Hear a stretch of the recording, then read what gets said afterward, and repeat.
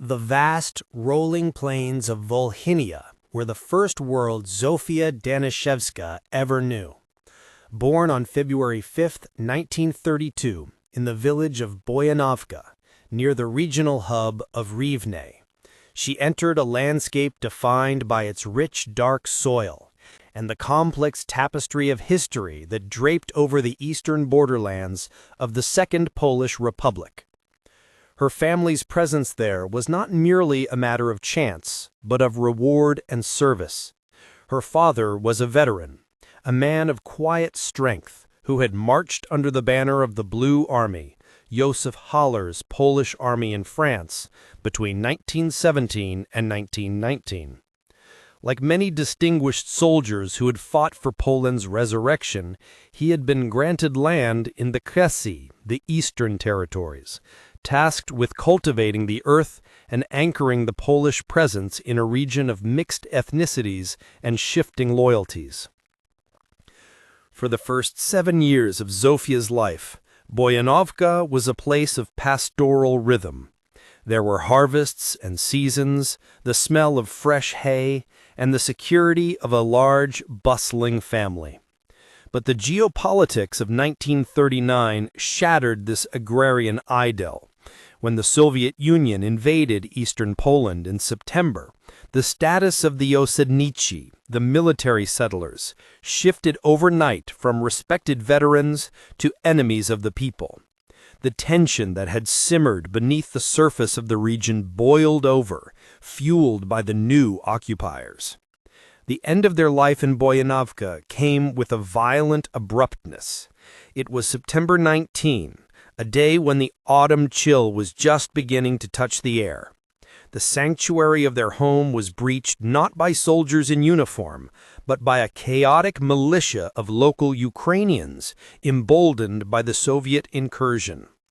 "Ukrainians burst into our house and threw us out," Zofia would later recall, the memory seared into her mind with the clarity of trauma. "They only gave us a few hours to pack, and we had to try not to take too many things with us. I remember it well. There was a huge group of them, those Ukrainians. Guns, rifles. It was truly terrible. Then they found some bottles of wine somewhere and got drunk. We were terribly scared." The terror of that day was auditory and visceral. The shouting, the shattering of glass, the smell of alcohol on the breath of armed men, the frantic rush to bundle warm clothes and heirlooms into whatever bags could be carried. The Daniszewski family was driven from their land, forced to move into the crowded, uncertain atmosphere of Rivne. It was here that the family was fractured. Sensing the tightening noose, Zofia's father made a desperate decision.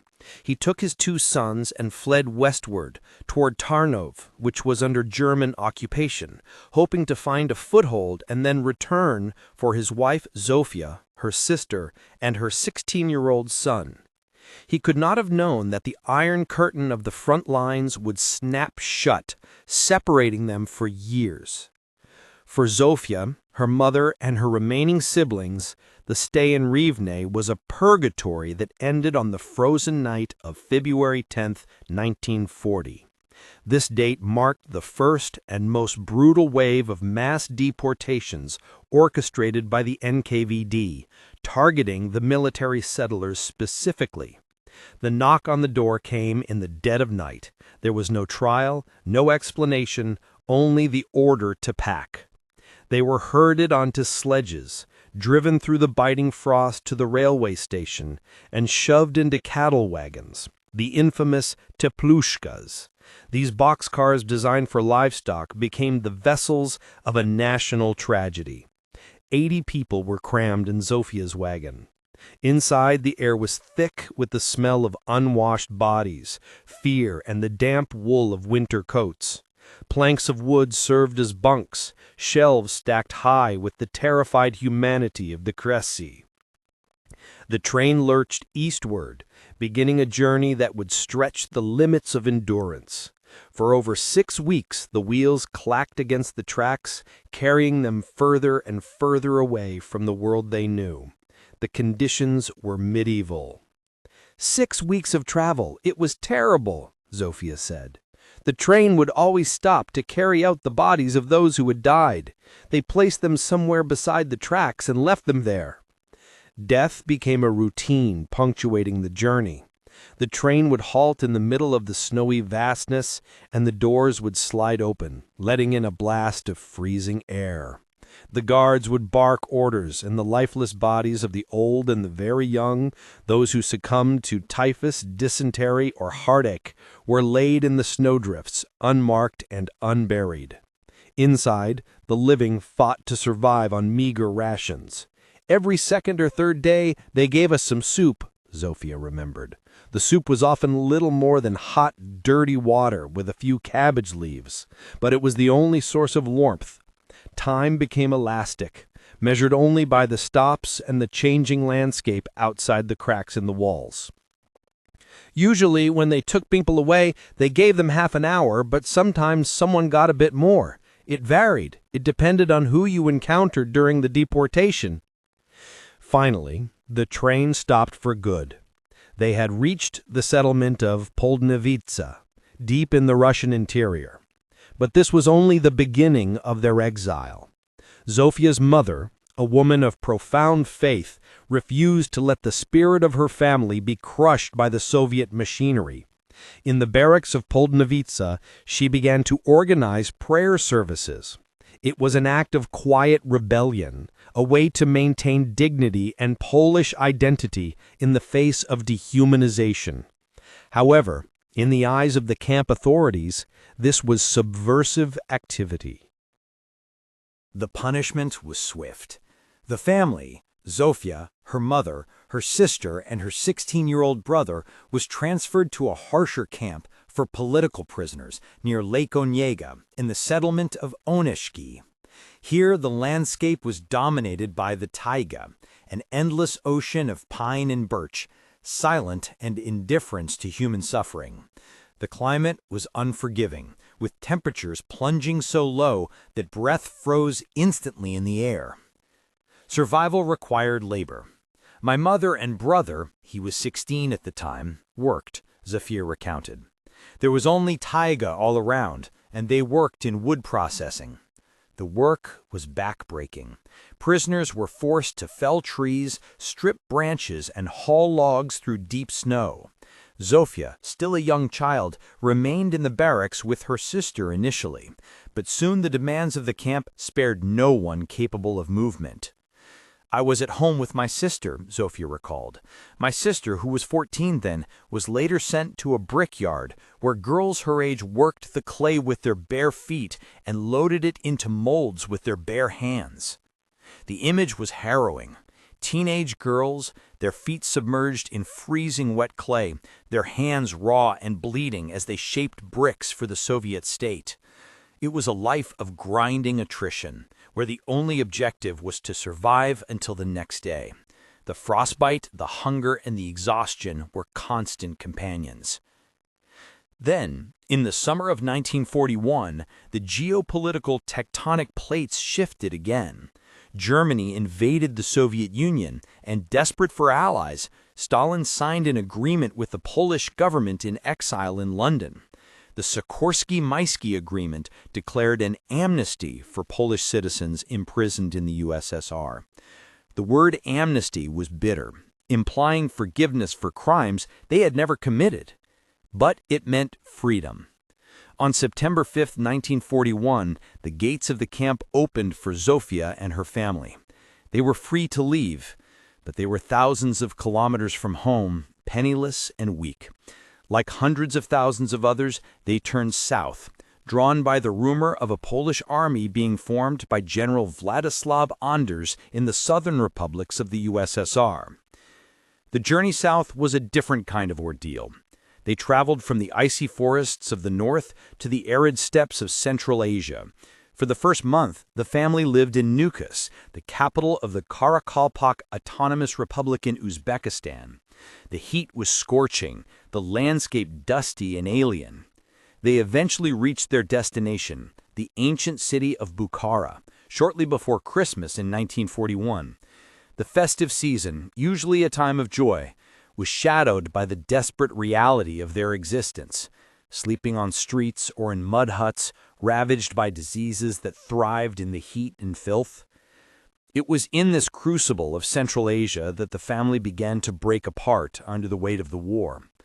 Zofia's 16-year-old brother, eager to fight and perhaps seeing the army as the only path to survival, enlisted in General Anders's newly formed Polish armed forces. He marched out of the USSR, leaving his mother and sisters behind. His path would lead him to the Middle East and then to Italy, where he fought with distinction. He participated in the brutal Battle of Monte Cassino, earning the War Cross for his bravery. Tragically, the war would claim him before the end. He fell in battle near Ancona, Italy, in 1944, never seeing his homeland or his family again. Zofia's 14-year-old sister also sought a way out through service. She joined the Eunuchs, the Polish youth cadets organized by the army. It seemed like salvation, a chance for rations, uniforms, and evacuation. But at that time, my sister joined the Eunuch. But unfortunately, salvation came too late, Zofia said, her voice heavy with the memory. The physical toll of the brickyards and the starvation in the taiga had been too high. She died at the age of 16. She was buried in the foreign soil of Uzbekistan, another young life extinguished by the exile. The loss is compounded.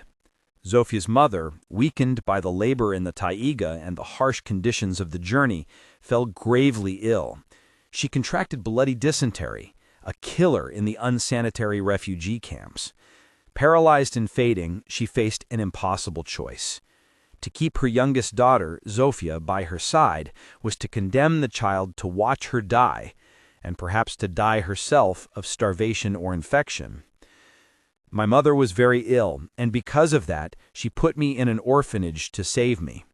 When I was leaving, my mother was in a serious condition. She was paralyzed, had bloody dysentery, and it looked like she wouldn't survive. The separation was agonizing. Zofia was handed over to a Polish orphanage operating within the Soviet Union, a place overflowing with the sieroti, orphans of the deportation. But the sanctuary of the orphanage was a grim one. The children were ravaged by disease, malnutrition, and trauma.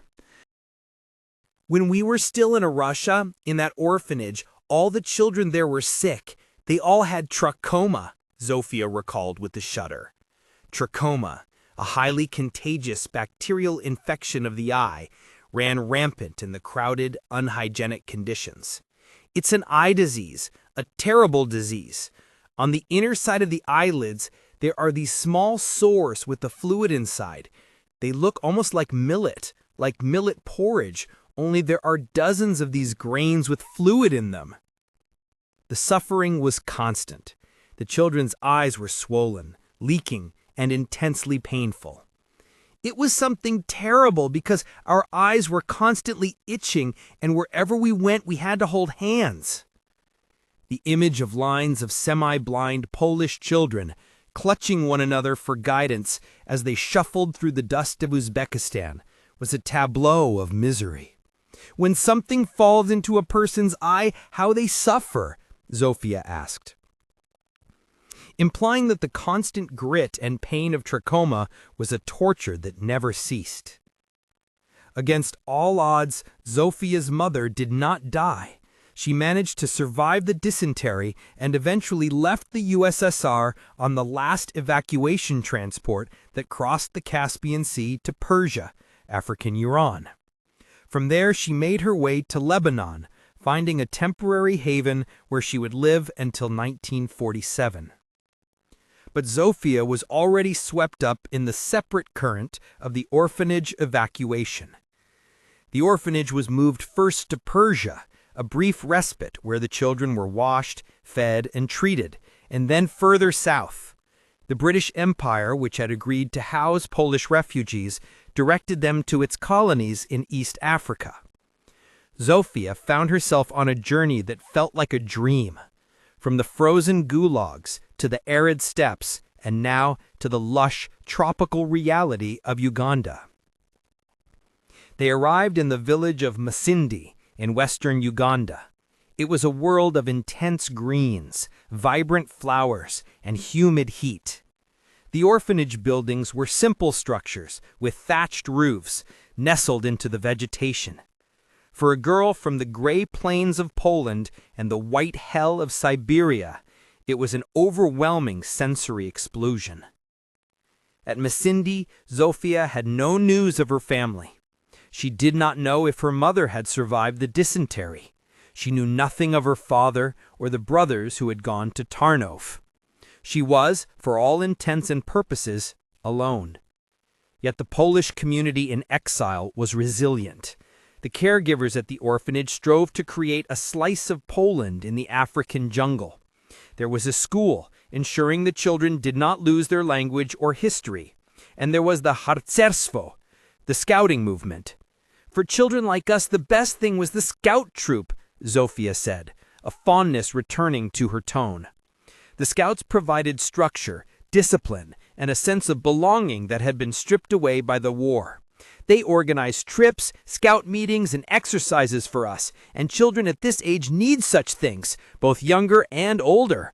The scouts were great, and so were the Zuki, for the little children. Evenings were spent around campfires, singing patriotic songs that rose into the African night, mingling with the sounds of the jungle. It was a time of healing.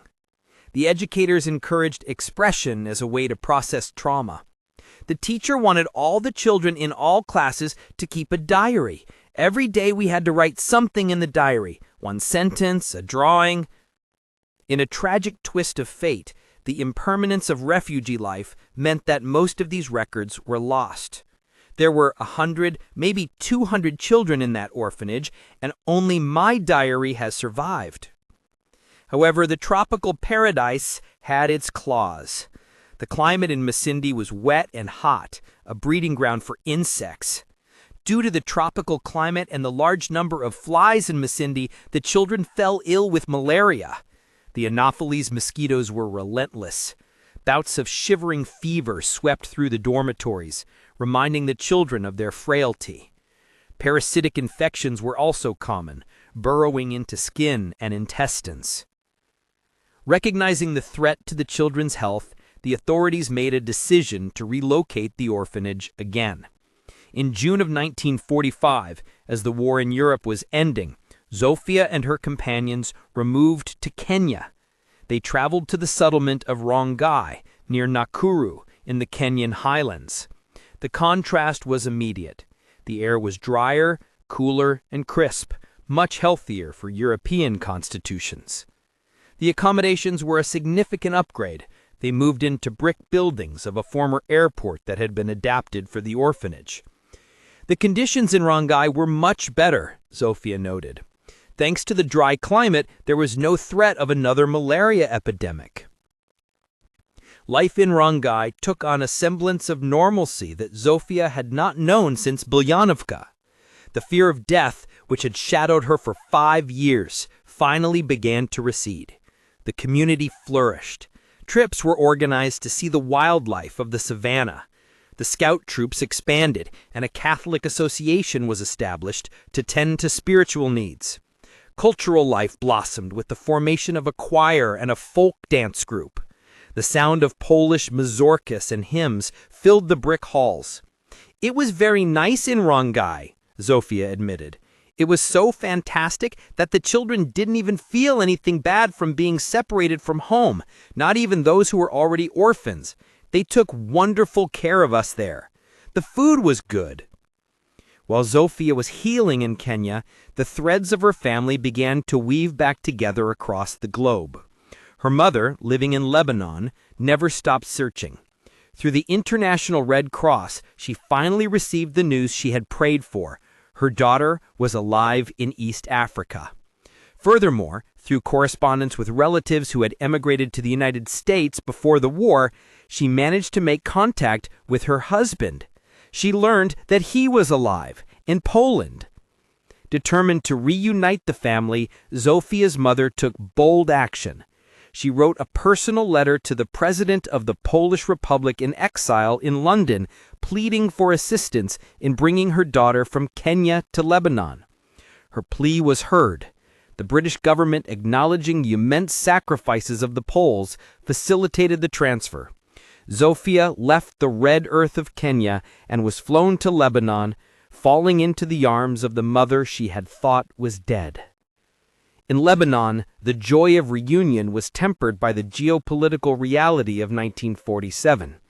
The war was over, and Poland had been shifted west and was now under a communist regime loyal to Moscow, the very power that had deported them. The decision to return was fraught with fear. Many refugees in Lebanon and the West refused to go back, fearing further repression, gulags, or execution. However, the pull of family was stronger than fear. Zofia's mother had learned through letters that her husband and the 2 sons who had gone to Tarnów had survived.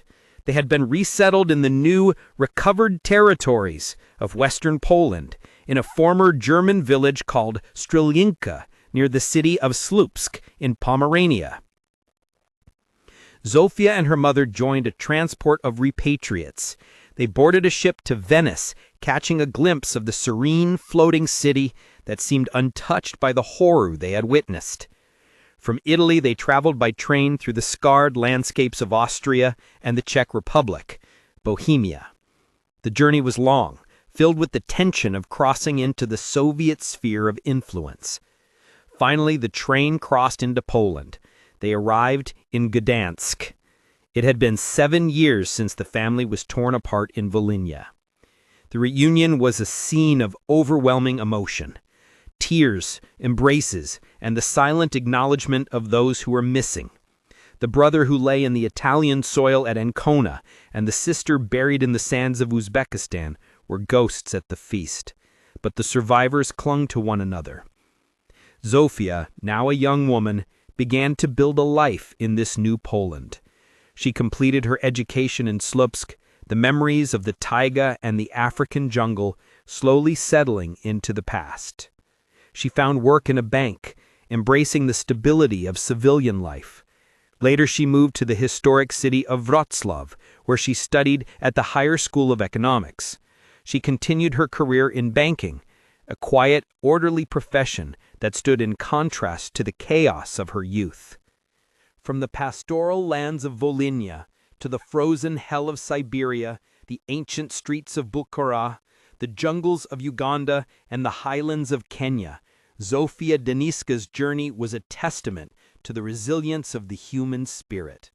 She had traversed continents and survived the machinery of totalitarianism, carrying with her the diary that proved she had been there and the memories of those who did not return.